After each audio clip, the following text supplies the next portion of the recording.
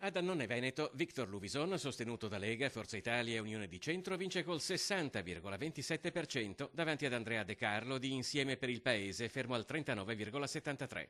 A Camponogara vince Antonio Fusato, sostenuto dalla lista Insieme con Antonio Fusato, con il 32%, davanti a Massimiliano Mazzetto di Civica per il Veneto, 29,88%, Stefano Cacco di Lega, Fratelli d'Italia e Forza Italia, 29,60%, e Denis Sbrogiò dei 5 Stelle, 8,48%.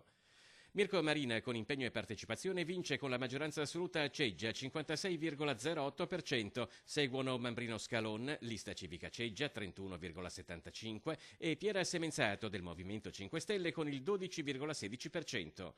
A Cao Maggiore vittoria larga di Gianluca Falcomer con la lista Cao Maggiore, 75,98%, su Emilia Vida di Lega, Forza Italia e Fratelli d'Italia al 24,02%. Nuovo sindaco di Cona è Alessandro Aggio, sostenuto da Lega, Fratelli d'Italia e Progetto Civico, 52,37%. Alberto Panfilio è al 25,64%, Franco Necchio al 21,99%.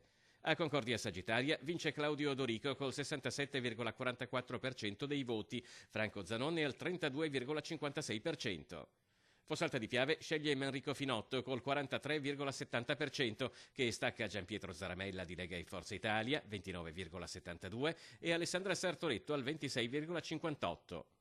A Fossalta di Portogruaro, Natale Sidran è al 60% su Alvise Innocente. A Gruaro, Giacomo Gasparotto prende il 77% contro Ernesto Gianni Nosella. A Meolo vince Daniele Pavan col 46% dei voti su Loretta Liprandi e Massimo Mazzon. A Stra vince Caterina Cacciavillani col 38,26% delle preferenze su Giuseppe Cavallin e Paola Orlando. Il confronto a due a Teglio Veneto va a Oscar Cicuto, 56%, su Mario Geremia, fermo al 43%.